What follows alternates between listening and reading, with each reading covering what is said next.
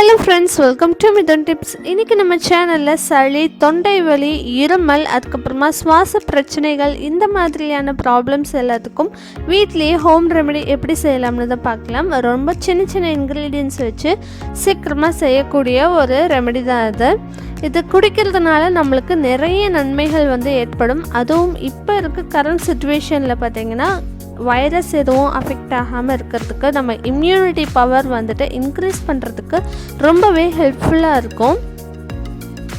இது எப்படி செய்கிறதுன்னு பார்க்குறதுக்கு முன்னாடி நம்ம சேனலை இன்னும் நீங்கள் சப்ஸ்கிரைப் பண்ணலைன்னா மறக்காமல் கீழே இருக்க ரெட் பட்டன் ப்ரெஸ் பண்ணிக்கோங்க. அப்படியே பக்கத்தில் இருக்க பெல் ஐக்கானும் ப்ரெஸ் பண்ணிக்கோங்க.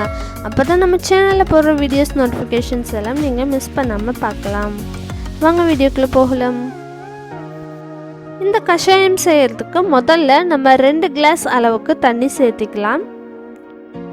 தண்ணி சேர்த்துனதுக்கப்புறம் இது நல்லா சூடாகட்டும். அதுக்கப்புறமா நம்ம இதில் மஞ்சள் தூள் சேர்த்திடலாம்.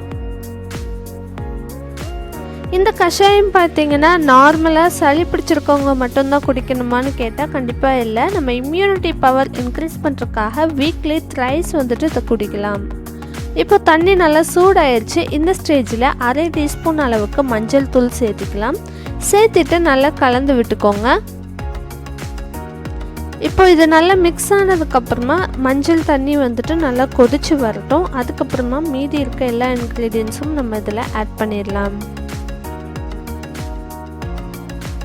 இப்போ தண்ணி நல்லா கொதிச்சிருச்சு. இந்த ஸ்டேஜில் 1 இன்ச் சைஸ் அளவுக்கு இஞ்சியை நல்லா தட்டி போட்டுக்கோங்க. தோல் சீவிட்டு அதுக்கப்புறமா தட்டி போட்டுக்கோங்க. அது நல்லா கலந்து விட்டுட்டு 1/4 டீஸ்பூன் அளவுக்கு பட்டை தூள் சேர்த்திடலாம். அதாவது ஒரு சின்ன துண்டு பட்டை எடுத்துக்கிட்டிங்கன்னா அதை நல்லா இடித்தாலே 1/4 டீஸ்பூன் அளவுக்கு வந்துடும். அதுக்கப்புறம் 1/2 டீஸ்பூன் அளவுக்கு மிளகுத்தூள் சேர்த்திடலாம். இது எல்லாத்தையும் நல்லா கலந்து விட்டுட்டு ஒரு தடவை கொதிக்கட்டும்.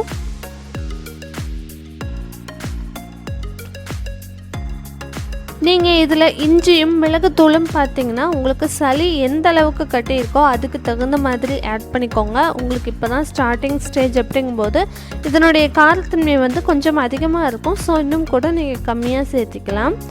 இப்போ இது கூட ஏலக்காய் ஒன்றும் ஆட் பண்ணிக்கலாம்.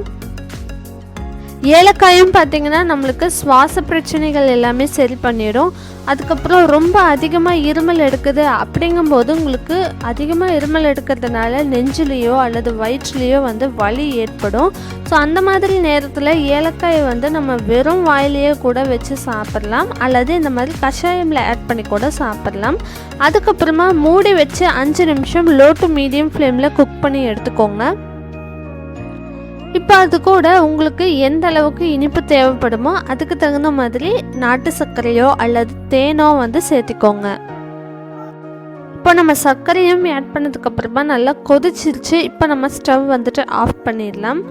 ஆஃப் பண்ணிவிட்டு இதை நல்லா ஃபில்டர் பண்ணிக்கலாம். இது கூட நம்ம லெமன் ஜூஸ் ஆட் பண்ண போகிறோம்.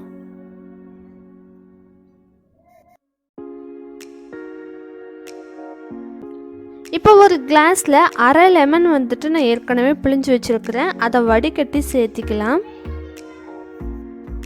இது கூடவே நம்ம காய்ச்சி வச்சுருக்கிற கஷாயத்தையும் சேர்த்திடலாம். அதையும் நல்லா வடிகட்டி சேர்த்திக்கோங்க.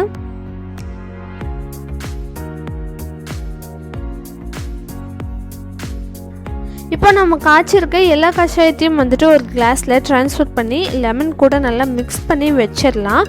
இது நல்லா ஆறணும். ஆறினதுக்கப்புறம் பார்த்திங்கன்னா இதில் இருக்கக்கூடிய தூள் எல்லாமே கீழே படிஞ்சு வந்துடும். அதுக்கப்புறமா மறுபடியும் ஒரு தடவை இதை ஃபில்டர் பண்ணிவிட்டு நம்ம இதை குடிக்க எடுத்துக்கலாம். நல்லா ஆறினதுக்கப்புறமே நம்ம குடிச்சிக்கலாம். அல்லது கொஞ்சம் சூடாக வேணும் அப்படிங்கிறவங்க இந்த மாதிரி ஃபில்டர் பண்ணதுக்கப்புறமா லேசாக சூடு பண்ணிவிட்டு அதுக்கப்புறமா குடிச்சிக்கோங்க. இப்போ இந்த கஷாயம் ரெடி ஆயிடுச்சு. இதை நார்மலாகவே நம்ம வாரத்துக்கு 3 முறை குடிக்கலாம். அப்படி குடிக்கும்போது நம்ம உடம்புக்கு நிறைய எதிர்ப்பு சக்தி கிடைக்கும். அதுக்கப்புறமா மறுபடியும் நம்மளுக்கு சளி ஏற்படாமல் இருக்கிறதுக்காகவும் ரொம்பவே ஹெல்ப்ஃபுல்லாக இருக்கும்.